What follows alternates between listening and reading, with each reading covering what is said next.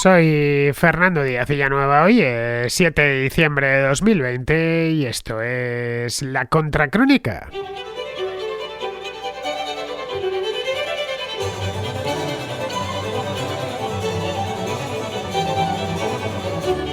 Se celebraron ayer elecciones legislativas en Venezuela, o algo parecido, unas elecciones legislativas. Y lo de menos, la verdad, es que son los resultados que estaban por lo demás cantados de antemano.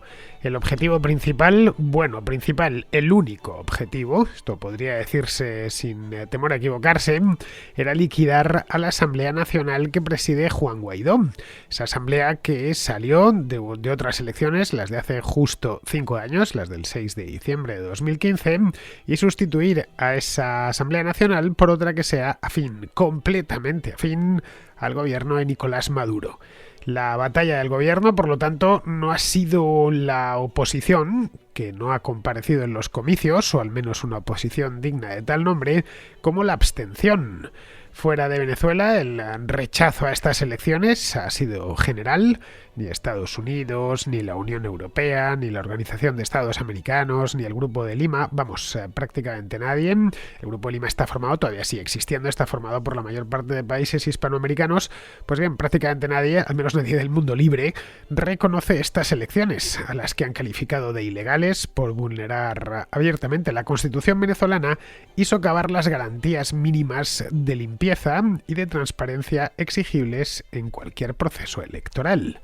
Pero todo eso a Nicolás Maduro y a los suyos no les afecta demasiado. Vamos, que no les importa mucho. Su única preocupación es que sus partidarios fuesen a votar para presentar una participación lo más alta posible con la que legitimarse. Para ello ha recurrido a todo tipo de chantajes, incluido el de condicionar la entrega de comida a que se acudiese a las urnas. El que no vota no come, llegó a decir hace unos días Diosdado Cabello, que en tiempos llegó a ser presidente de la Asamblea Nacional, lo dijo durante un acto de campaña, salió por televisión. La verdad es que comida en Venezuela no queda mucha y esperanza tampoco.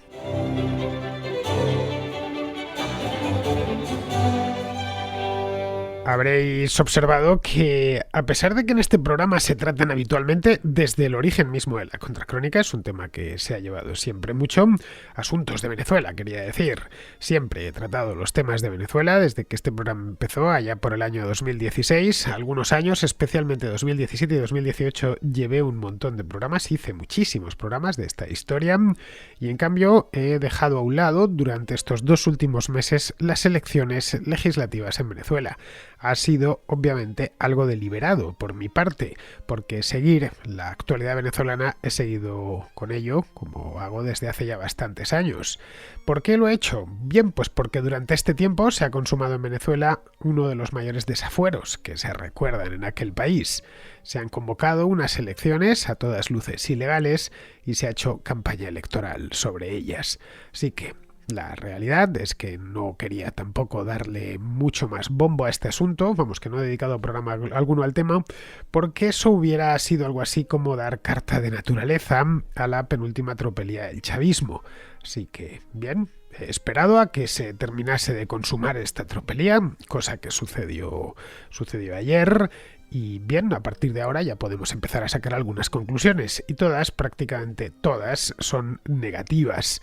Ayer las elecciones se celebraron tal y como estaba anunciado, la participación fue muy baja, no tenemos necesariamente por qué creernos los datos que nos ofrece el gobierno venezolano.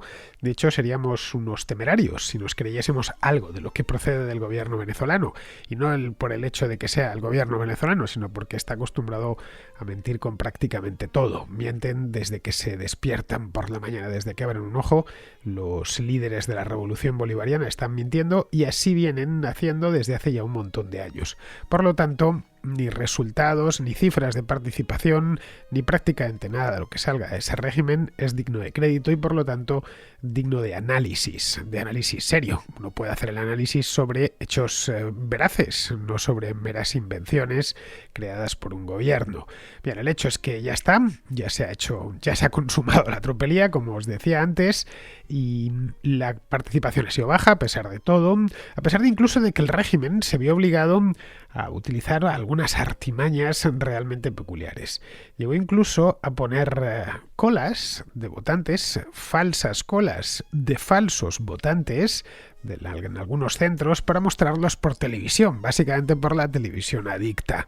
No sé si lo habréis visto algo en la prensa, en algunos periódicos ya directamente el tema de Venezuela ni lo llevan, o lo llevan muy poquito, en otros lo han desahuciado, como se hace con los enfermos, pues han desahuciado a Venezuela, en otros medios sí que se lleva más, tanto de España como de Hispanoamérica, y todas estas tretas pues las pudimos ver a lo largo de la jornada de ayer. Porque al final, en estas elecciones, por favor, cada vez que diga elecciones en este programa, sé que no se puede hacer esto en la radio, pero entrecomilladme lo de elecciones, porque lo de ayer no fueron propiamente unas elecciones. Bueno, lo fueron en tanto en cuanto lo parecían, pero no eran unas elecciones ni libres, ni democráticas, ni nada que se le pareciese. Carecían por completo eran una pura caricatura de lo que serían unas elecciones normales. Bien, el hecho es que hubo poca participación, se hizo tal y como quería el gobierno que se hiciese. Los venezolanos están tan necesitados de prácticamente todo que ya la verdad a muchos les da igual la política, bastante tienen con sobrevivir cada día y llevarse algo a la boca y terminar el día con menos hambre o al menos con la misma del que empezaron. Esa es la realidad, no caer enfermos, y más ahora con este tema de la pandemia.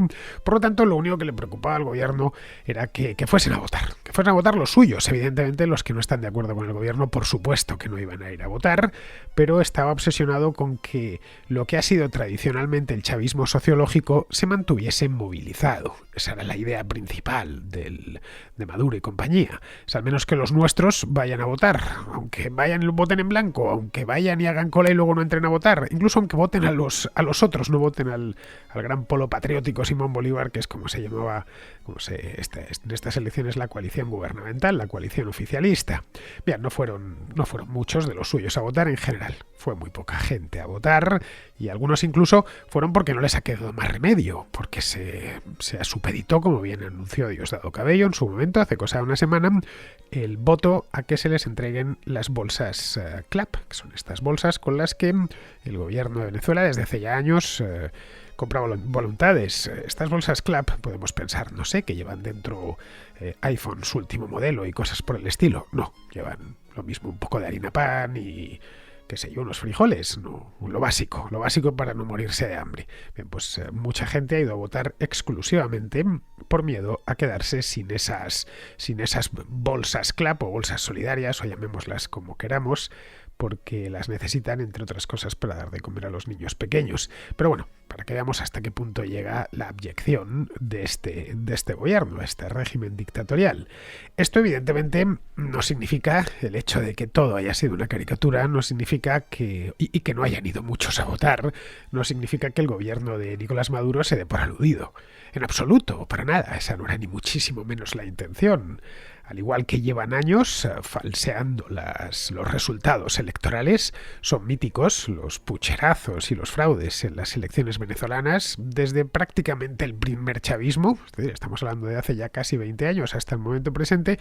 Bueno, pues en este caso todo indica que han falseado también las cifras de participación. Por lo tanto, ni los resultados ni siquiera las cifras de participación son dignas de crédito, así que mejor pues dejémoslas ahí suspensas en el aire, porque no nos lo podemos creer. No ha habido observadores internacionales, no ha habido prácticamente nada. Bueno, creo que Zapatero les ha dado naturaleza, pero bueno, Zapatero desde hace ya bastante tiempo en esencia es un agente del chavismo, y por lo tanto pues no es una persona digna de crédito. La verdad es que está dejando el nombre no ya de España, que por supuesto, sino también del cargo. José Luis Rodríguez Zapatero fue presidente del gobierno en España, el equivalente a un primer ministro, pues está dejando ese cargo, arrastrándolo por los suelos. Como ya hace tiempo que no hablo de Venezuela, porque esa es la verdad, y ya lo siento, a pesar de que es un país al que quiero mucho y con el que tengo bastante cercanía espiritual, que no geográfica, Venezuela está muy lejos de donde yo me encuentro, vamos a hacer algo de memoria sobre estas elecciones.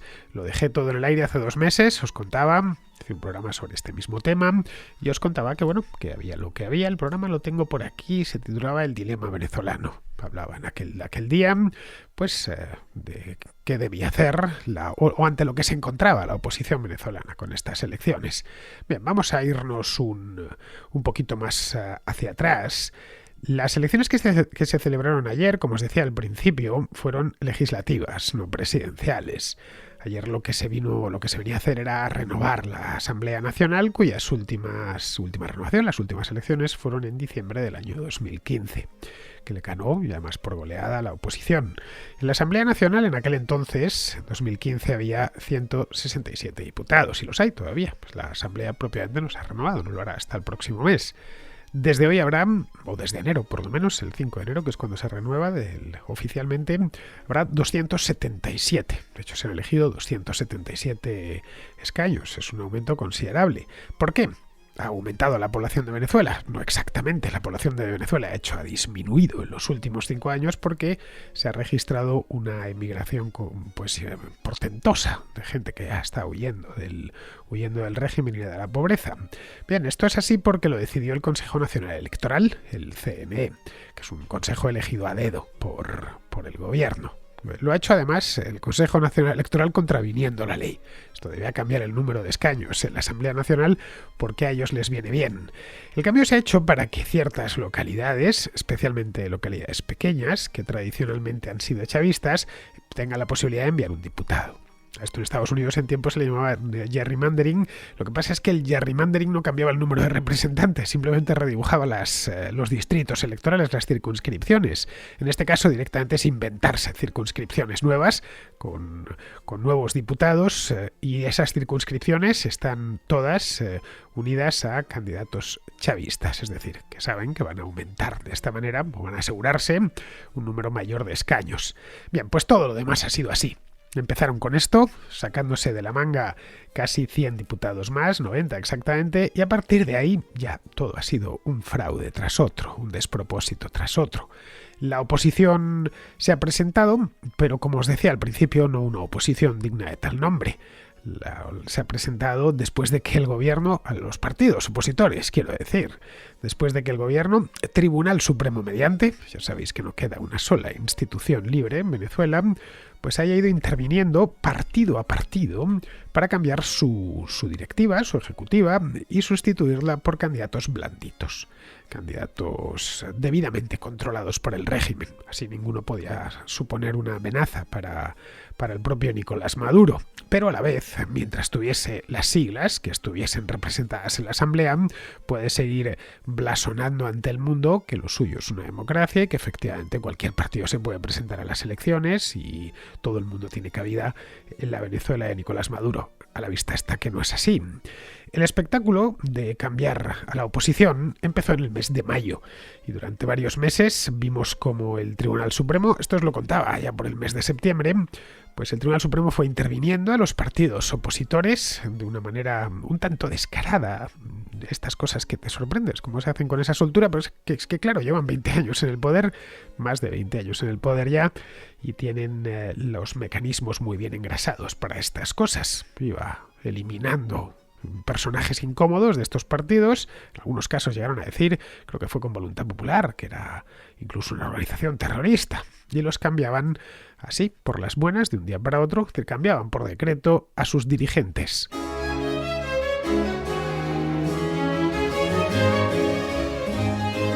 Cosas como esta evidentemente no pasaban desapercibidas en el extranjero, pero vamos, hace ya mucho tiempo que el chavismo va a cara descubierta. Es decir, hace todas estas cosas sin preocuparse de lo que vayan a decir los embajadores, o lo que vayan a decir en la OEA, o lo que vayan a decir en la Unión Europea. Eso ya les importa. Hace unos cuantos años estas cosas, estas campañas que se organizaban en el extranjero por parte de los defensores de la democracia, sí les afectaban. Hoy por hoy, desde hace ya tranquilamente 4 o 5 años, les dan igual. Es decir, aquí ni la Organización de Estados Americanos, ni Estados Unidos, ni la Unión Europea, ni el Grupo de Lima, pues han tragado ya con esto, además desde el primer momento, y advirtieron todos desde el principio que no reconocían las elecciones y por lo tanto pues no iban a reconocer los resultados. Pero esto a Maduro, mientras ejerza el poder de facto, el resto le da todo igual. Esto lo dejó bien claro hace ya un par de años, cuando empezó ya la fase final de esta, cuando se declaró, propiamente cuando desconoció la la Constitución venezolana, decidió inventarse una nueva Asamblea Nacional, etc. A partir de ahí ya supo que no podía seguir manteniendo esa apariencia de democracia, rompió con todo y así hasta el momento presente. Todo esto, además, todas estas maniobras para falsear las elecciones, sucedían en un momento, bueno, empezando por las propias elecciones en sí mismas, que desde el principio no es que fueran unas elecciones legítimas que empezaron a utilizar pues todo tipo de tretas para falsear los resultados mediante eliminación de candidatos, no, es que en sí las elecciones per se ya eran fraudulentas. Bien, pues todo esto sucedía en un momento muy crítico desde el punto de vista económico. Hablar de crisis de economía y de Venezuela pues es casi decir lo mismo, y esto no viene del coronavirus, viene de mucho antes. A día de hoy, estamos en diciembre de 2020, aproximadamente el 95% de los venezolanos se encuentran en estado de pobreza. En el país no hay prácticamente nada, cuesta conseguir, no digo ya insumos médicos, que por supuesto cuesta conseguir comida, es decir, productos básicos para poderse mantener con vida. La inflación es del 1800% anual, el bolívar no vale prácticamente nada y el PIB lleva ya 6 años contrayéndose. Os contaba hace unos meses que el PIB de Venezuela se había quedado este año más o menos al nivel de los años 50, una cosa así. Es decir, que el chavismo económicamente ha hecho retroceder a Venezuela aproximadamente 60 o 70 años. Luego a esto hay que sumarle, ya en modo coyuntural, porque lo otro desgraciadamente es estructural, hay que sumarle la pandemia de COVID-19, cuyo impacto dentro de Venezuela pues es una incógnita, esa es la verdad, porque el gobierno solo reconoce 100.000 casos positivos, confirmados, y 900 muertos. Es decir, una tasa de solo 32 muertos por cada millón de habitantes. Es una de las tasas más bajas del mundo de letalidad del virus, del coronavirus. Y está a un nivel parecido pues al de países africanos, como Sudán, por ejemplo. Sudán tiene 29, en el caso de Venezuela son 32, o Mauritania, que da 39. No sé, estos datos sobre la incidencia de la COVID en países como Mauritania, Sudán, Kenia, etcétera, pues no se los está creyendo nadie. Nadie se los toma en serio, Todo el mundo sabe que no se realizan test, que además los sistemas sanitarios o son extremadamente precarios o no existen. Así que es lo que pasa un poco con esta enfermedad en países muy pobres, como los del África subsahariana. Pues a Venezuela la tenemos ahí. Pero para que lo pongamos en contexto, en países cercanos, tanto geográfica como culturalmente, es el caso de Colombia, que es fronterizo con Venezuela, o el caso de Ecuador, que no es fronterizo, pero también es muy cercano. Son países no especialmente ricos, evidentemente, no son países del cuarto mundo como los de África, pero que tienen un sistema sanitario y evidentemente el sistema sanitario de Colombia, de Ecuador, está en condiciones infinitamente mejores que el de Venezuela. La tasa de muertos por millón de habitantes es lo he apuntado aquí, de 736 en Colombia y de 776 en Ecuador, frente a los 32 que dice el gobierno venezolano. La verdad es que sinceramente cuesta creerlo. Lo que os decía antes, que todos los datos que provienen de Caracas no sirven para nada, no permiten hacer un análisis serio, quiero decir. Bien, pues así en este estado es como Venezuela ha ido a estas elecciones. Una farsa de principio a fin, cuyo objetivo era, como os decía antes, acabar con la Asamblea Nacional salida de las urnas el 6 de diciembre del año 2015.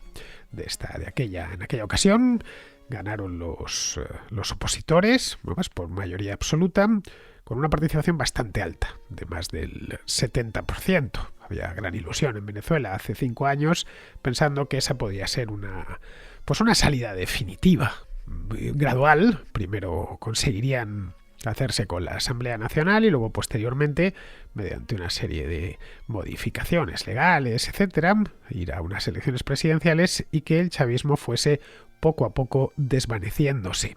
Desde entonces, pues todo en Venezuela ha pasado por eliminar a esta oposición al régimen, esta única institución que quedaba al margen del Estado, institución del Estado que quedaba al margen del gobierno, que es distinto. Lo han intentado de todas las maneras posibles, algunas muy imaginativas. Ilegalizaron partidos políticos, han detenido y torturado a opositores, algunos los han encarcelado. Bueno, recordemos Leopoldo López, todo el tiempo que se ha pasado en la cárcel hasta que por fin consiguió salir de ahí y ahora se encuentra felizmente en España, pues a buen recaudo de los matarifes de Maduro. Y bien, el hecho es que no puede volver bajo ningún concepto hoy por hoy, según están las cosas, a Venezuela. Se han inventado golpes de Estado, recordémoslo, el de hace un par de años. Incluso cuando vieron que no había manera de anular esto, se inventaron otra Asamblea Nacional paralela, la Asamblea Nacional Constituyente, a la que le dieron el encargo de elaborar una nueva constitución, porque la actual, que la trajeron ellos, la actual constitución venezolana, la del 99, es la constitución de Hugo Chávez, pues había dejado de valerles. En este tiempo, ¿qué ha pasado? Pues han pasado muchas cosas y prácticamente todas malas. Esa es la cruda realidad. El país se ha sumido en la mayor crisis económica y humanitaria de su historia. Entre 4 y 5 millones de venezolanos han abandonado el país para establecerse pues en otros lugares de Hispanoamérica. Hay venezolanos por todos los lados. Si estáis en México, en Argentina, en Uruguay, en Chile, en Colombia, por supuesto, donde hay muchísimos, el país que más. Pero donde vayáis encontraréis venezolanos, por supuesto, también en Estados Unidos y en Europa. Países como España, donde la comunidad venezolana de inmigrantes era muy pequeña tradicionalmente, porque Venezuela era un país rico, pues al igual que la de ecuatorianos siempre fue grande, o la de peruanos siempre fue grande, la de venezolanos era pequeñita. Costaba encontrar un venezolano, una palabra, por Madrid. Y ahora es bastante habitual. Se escucha el acento venezolano todos los días. Se cruza uno o con varios venezolanos. Gente muy laboriosa, por cierto, y que le pone muchas ganas a la hora de trabajar, por regla general.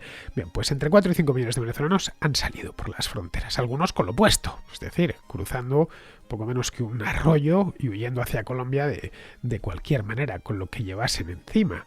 Y luego, en el interior, los que se han quedado, pues han visto cómo las condiciones de vida han empeorado hasta un punto que Venezuela, hoy por hoy, y esto es muy duro de decir, más parece un país africano, pero un país africano al sur del Sáhara, que un país americano. En fin, nada de esto ha impedido que el chavismo se consolidase y se amarrase al poder. De hecho, el chavismo empezó por no arrugarse. La camarilla dirigente, arremolinada en torno básicamente a 3 pilares: por un lado el Palacio de Miraflores, que es la sede de la presidencia, el Partido Socialista Unificado de Venezuela, que es el partido del gobierno, y el tercer pilar es el ejército. Pues esta camarilla se ha enrocado. Muchos de los miembros de esta camarilla, como Diosdado Cabello, o Cilia Flores, que es la esposa de Maduro, o Nicolás Maduro Guerra, que es el hijo de Maduro, no pueden salir del país porque están sancionados por la comunidad internacional, por Estados Unidos o por la Unión Europea, por violación de los derechos humanos, por blanqueo de capitales, bueno, como en el caso de Diosdado Cabello, directamente por tráfico de drogas. Estos 3, por cierto, tanto Cabello como Flores como Maduro hijo, figuraban ayer como candidatos de la coalición madurista, el gran polo patriótico Simón Bolívar, que os decía. El próximo 5 de enero, cuando la nueva Asamblea Nacional tome posesión de sus escaños, la Asamblea Nacional anterior quedará desposeída de los mismos, y es previsible que el régimen pase por encima de los diputados díscolos. Esto es lo previsible. Todos los que no hayan abandonado el país antes de que esto suceda, claro está. Juan Guaidó ha asegurado que él se quedará en Venezuela. Eso es lo que ha dicho. Ya veremos lo que hace. Si lo hace, será a sabiendas de lo que le espera. No sé, podría encontrar protección en Estados Unidos o en Europa, pero ya no en calidad de una Asamblea Nacional que se ha esfumado, que ha desaparecido del mapa, sino a título personal. Los que no gozan del mismo reconocimiento y predicamento internacional, porque no todos son tan conocidos como Guaidó, esa es la verdad, pues pueden esperar lo peor. El chavismo es implacable con sus enemigos. El miércoles pasado, día 2, la ONU hizo público un informe sobre los derechos humanos, o sobre la violación de derechos humanos en Venezuela, que es sistemática. Ahí mostraba unas cifras que eran escalofriantes. De 2014 a esta parte se han llevado a cabo en el país más de 18.000 ejecuciones extrajudiciales, 15.000 detenciones, más de 15.000 detenciones arbitrarias y centenares de casos acreditados de torturas por parte de la policía, de la Guardia Nacional Bolivariana y de los servicios de inteligencia. Estamos, por lo tanto, ante un régimen criminal que ante los ojos de todo el mundo ha conseguido perpetuarse. el país se encuentra ahora mismo en lo más parecido a una vía muerta y la verdad, y duele decirlo, va a ser muy difícil sacarlo de ahí en los próximos años. Es tiempo de regalar Disney Plus, un canal de vídeo a la demanda que gusta tanto a los niños como a los que ya no lo son. Y más aún en estas fechas del año tan entrañables en las que nos encontramos. Retoma el espíritu navideño con Noel, viaja a Oriente con Mulan o disfruta de las 30 temporadas de Los Simpson. Bueno, de las 30 y de la 31ª en exclusiva. Y el día 25 de diciembre llega, también en exclusiva, Soul, la nueva película de Disney Pixar que te tocará el alma. Descubre las mejores historias de Disney, de Pixar, de Marvel, de Star Wars y de National Geographic, todo en el mismo lugar. Podrás disfrutar de nuevos lanzamientos, de clásicos inolvidables y de los Disney Plus Originals completamente exclusivos. Siempre hay algo nuevo por descubrir porque el catálogo de Disney es realmente extenso. Hay miles de episodios esperándote y centenares de películas. Disney Plus está en todas las plataformas, en televisores inteligentes, en teléfonos, en tabletas y en consolas de videojuegos. Además, podrás ver en streaming hasta 4 contenidos diferentes en 4 pantallas a la vez de forma simultánea. Puedes configurar varios perfiles para que cada usuario disfrute de una experiencia personalizada. Y si no estás en línea, descarga cualquier serie o película en tu dispositivo para que te acompañe mientras viajas o te desplazas. Suscribirte a Disney Plus es muy fácil. Puedes hacerlo a través del navegador de Internet, de un dispositivo móvil, del Apple TV, del Android TV, de la PlayStation, de la Xbox, de la Smart TV de Samsung, de la Smart TV de LG, del Amazon Fire TV o de la tablet Amazon Fire. Disfruta de los nuevos lanzamientos y redescubre tus contenidos favoritos. Todo sin anuncios y sin tarifas ocultas. Los mejores planes y el mejor regalo para estas navidades lo tienes todo con Disney Plus. Espero que haya sido de vuestro agrado este consejo publicitario que os acabo de dar en nombre de Disney Plus. Vamos ahora con la contrarréplica. Empezamos con Jesús de Jaén, que tiene una cuestión sobre las vacunas contra la COVID. Buenas, Fernando. Me gustaría primero darte la enhorabuena por el programa, ya que lo he descubierto hace poco, recientemente, y la verdad, pues a veces es un placer encontrar reductos de información alternativa y objetiva, sobre todo, a los grandes medios radiofónicos y al típico rotativo diario que de un tiempo a esta parte, pues, está más ideologizado de lo que ya estaba antes. Bueno, ya que por lo poco que he visto del programa de la Contra, has tratado multitud de temas, la verdad. Y me gustaría preguntarte tu opinión acerca de lo que quizás sea un dilema en el futuro, en un futuro quizás no muy lejano. Hace poco leí una noticia en un medio de tirada nacional, bueno, en uno de los múltiples que se trataron este tema, en el que se ponía en tela de juicio la vacunación obligatoria para los trabajadores contra la COVID-19. En este caso, se relataba que, según fuentes europeas, se avala que las empresas puedan negarle el trabajo a los trabajadores que apliquen a una empresa, o también puede que se niegue la conservación del mismo a los que no se hayan vacunado. Lo que para algunos quizás puede ser una medida de contención o prevención de la plantilla, para otros puede plantearse como una afrenta directa a los derechos laborales. Por eso me gustaría saber tu opinión acerca de este tema, ya que seguramente este dilema puede entrar en confrontación directa pues con uno de los que algunos consideran como nuestros males particulares de este país, que es pues el anacrónico y a veces vetusto mercado laboral español y su marco regulatorio legal. Algunos lo consideran visiblemente menos liberal o menos laxo que los programas laborales europeos. Por eso me gustaría saber tu opinión acerca de la noticia y acerca de este tema, porque no conozco tu opinión y si no se ha tratado con anterioridad en la Contra, pues bueno es que se tuviese su propio apartado en este programa.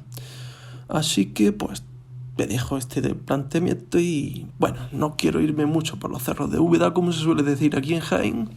Y un saludo a todos los contraescuchas y a los colaboradores del programa. Muchas gracias, Fernando, por tu programa. Pues mira, Jesús, mi opinión es que la vacunación no debe de ser obligatoria. Pero vamos, no me parece mal que en una empresa exijan a sus empleados vacunarse. Del mismo modo que si eres periodista y te envían a un país africano que se iba al Congo o por ahí, pues hacer un reportaje, pues te exijan ponerte las vacunas pertinentes, qué sé yo, las que hagan falta para esa parte del mundo, no sé, la fiebre amarilla o la fiebre tifoidea o la hepatitis B. Ya sabéis que cuando uno viaja a ciertas partes del mundo hay una cartilla de vacunas que te tienes que poner. A ver, eso no puedes decir que va contra tus derechos laborales, más bien al contrario, va a favor de tus derechos laborales. A ver, hay riesgo de contagio y la empresa debe cuidar a sus trabajadores. Y a mí, bueno, yo la trabajo para mí mismo, pero si trabajase para un periódico y me enviasen, no sé, a la República Democrática del Congo, pues si me piden por favor que me ponga la vacuna contra la fiebre amarilla, pues lo consideraría todo un detalle por parte de mi empresa. Pues nada, lo mismo con lo de la COVID. Para trabajar aquí hay que acatar una serie de normas, qué sé yo, como vestir de tal manera, ponerte corbata o no ponerte corbata, ponerte uniforme, cuidar la higiene personal y eso por descontado o vacunarte si es preciso. Otra cosa distinta es que esta obligación descienda desde el Estado, así que la verdad, sinceramente, no soy partidario. Bien, seguimos con Javier, que nos habla de una curiosa propuesta italiana con respecto a la deuda. ¿Te has enterado, o bueno, creo que sí te has enterado de la propuesta italiana para condonar la deuda de los estados debido a la pandemia? Ahora tal parece que los políticos han utilizado la pandemia para decir cualquier cosa hilarante, como pedir que se condone la deuda, por ejemplo, lo cual me parece preocupante, pues a fin de cuentas la condonación de la deuda sí se va a pagar vía inflación del euro. Em, a mí me parece muy preocupante, no sé qué opinas tú, te agradezco tu opinión. Muchas gracias y un saludo. Todo deudor, Javier, aspira a que se le perdonen las deudas. Claro, eso es lógico y hasta razonable. Pero en toda deuda hay también un acreedor. En este caso, el Banco Central Europeo, que ha comprado toneladas de bonos italianos y creando dinero de la nada. Porque el Banco Central Europeo, no olvides que es emisor de euros. Si esa deuda se condona, los perjudicados somos todos los usuarios de esa moneda. Bueno, y aparte de la propia economía europea. Así que, como dice el refrán, frente al vicio de pedir está la virtud de no dar. Bien, vamos ahora con Pedro, que nos habla de violencia policial a raíz de lo que está pasando en Francia y enlazándolo con un caso que está dando mucho que hablar en Brasil. Fernando, muy interesantes los hilos argumentales que surgen en tus contrarréplicas. En particular, yo quisiera aportar información en el hilo argumental de el racismo y la violencia policial. Son dos hilos argumentales que, por desgracia, están unidos. John, desde Endaya, te mandó un audio muy interesante hablando de aquello que ocurrió en su país con este productor que fue agredido brutalmente, ¿no?, por policía. Tú ya hablaste también muy bien de eso, no tengo nada que contraargumentar. Simplemente colocar más información y ya que cada contraescucha, si quiere, que investigue y que se forme la opinión que quiera. Yo vivo en Brasil hace 5 años y medio, ¿no? Esto es una de las ventajas de tu programa, que hay gente que te manda un audio de por aquí, otro de por allí. Entre todos podemos tener una visión un poco más general. En Brasil hubo un asesinato que ha tenido mucha repercusión, no fuera de Brasil, porque no, claro, no estamos en Estados Unidos, esto no tenemos aquí la ONG esa de Black Lives Matter, de Estados Unidos, que tiene tanta repercusión, pero aquí dentro de Brasil sí que ha tenido importancia. El 19 de noviembre pasado, João Alberto Freitas, un hombre de 40 años, fue asesinado en la puerta de un Carrefour. Lo asesinaron 2 guardas de seguridad. Yo he estado investigando, no voy a extenderme, pero en fin, lo que puedo decir a ciencia cierta es que ocurrió algo dentro del Carrefour y que estos 2 guardias de seguridad escoltaron a João Alberto Freitas sin violencia hasta la puerta, hasta la salida del edificio. Justo cuando salen del edificio, João Alberto Freitas le propina un puñetazo en la cara a uno de los guardas. El otro guarda se le echa encima, hay un intercambio de puñetazos, ¿no?, de de golpe, terminan echándolo al suelo y lo asfixian, ¿no? Igual que lo asfixian como pasó con George Floyd, ¿no? Le ponen la rodilla en el tórax hasta que se queda sin aire. Eso fue lo que ocurrió, ¿vale? Información. Yo, Alberto Freitas, tiene la tonalidad de su epidermis es oscura, es decir, es negro, y los dos guardias de seguridad, pues lo contrario, tienen una tonalidad más clara. Entonces entran dentro del grupo de los blancos, ¿vale? Por desgracia eso es muy relevante, ¿no? ¿Cómo han dado esa información todos los medios de comunicación que yo he visto aquí en Brasil? Globo, CNN Brasil especialmente, la Folia y algunos que se supone que son de izquierda, de derecha, todo lo mismo. Hombre negro es asesinado por 2 guardias de seguridad. Importantísimo, el día 19 de noviembre fue el asesinato. 19 de noviembre el asesinato, 20 de noviembre el Día de la Conciencia Negra. ¿Ok? Esto aquí en Brasil es relevante, es un hecho, que aquí hay diferencias raciales, sí. No voy a extenderme, ¿no? Pero eso, todos lo enfocaron por ese camino y todos unieron ese evento, ese asesinato, que les vino como anillo al dedo para hablar del problema del racismo y tal en Brasil. Si nos vamos a YouTube, donde se pueden encontrar muchos vídeos al respecto, verás que hay muchos vídeos que están censurados. Y otros vídeos no, es difícil encontrar el puñetazo. Yo lo encontré. Y muchos vídeos están censurados diciendo que eso hiere la sensibilidad del espectador, pero los vídeos en los que se ve ese asesinato, ¿no? Los golpes y la cantidad de golpes que se llevó yo a Freitas y cuando le ponen la rodilla en el tórax, que es bastante pesado también, parece que eso no lo han censurado. Eso se ven fácilmente. Y ya está, no me extiendo más, podría estar mucho tiempo hablando del tema y muchas gracias y un saludo. Bueno, Pedro, me estás hablando de un abuso protagonizado por 2 guardias de seguridad, un abuso que vi hace unos días, leí la noticia en El País, vamos, algo perfectamente condenable, por supuesto, pero que no sé yo hasta qué punto vino motivado por cuestiones raciales. Es decir, que veo muy posible que João Alberto Freitas se hubiese llevado la misma tunda de palos siendo negro, blanco, azul o verde. Le hubiese dado igual. Yo no lo llamaría violencia racista, lo llamaría violencia sin más. A ver, no creo que le pegasen esa paliza por ser una paliza mortal, por cierto, por ser negro, sino porque eran unos salvajes y unos desgraciados. No sé, creo que este matiz es importante, ¿eh? Porque de lo contrario, cada vez que un negro golpea a un blanco, por la razón que sea, pues tendríamos que hablar también de racismo, y no es así. El que es violento lo suele ser siempre, y con todo el mundo. Vamos, que no le importa lo más mínimo la raza de quien padece su violencia. Bien, vamos ahora con Pizarro, y tenemos Pizarro por duplicado. Vamos con Pizarro, que nos habla de un tema importante como es el Hospital Isabel Zendal de Madrid. Os recuerdo que Pizarro es médico y ejerce temas en Madrid, por lo tanto, este es un tema que domina bastante bien. En la Comunidad de Madrid, la sanidad pública es una herramienta política que se disfraza de salud y de gasto social, cuando en realidad es un continuo despilfarro para una consejería deficitaria y mero gasto político. El Hospital Isabel Zendal ha sido una decisión política, no sanitaria, con un coste de puesta en marcha y de gasto corriente eterno a deuda, al que habrá que dar alguna utilidad, ya sea en el contexto de la pandemia o en el posterior, mientras unos se ponen medallas y otros braman por razones sectarias. En cuanto a su utilidad actual, habrá que decir que si hubiese estado operativo en la primera ola, quizás los hospitales no hubiesen sido uno de los focos de contagio y quizás el colapso sanitario se hubiese retrasado unas semanas. Ahora ayudará a evitar el poco probable colapso sanitario y ayudará a normalizar la actividad no COVID en el resto de hospitales. En resumen, ya está hecho y cuesta lo que no tenemos.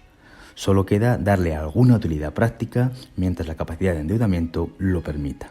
Y ya terminamos con el mismo Pizarro que cierra el programa con un comentario sobre la crisis económica. De todo se sale, si no a título individual, sí como sociedad.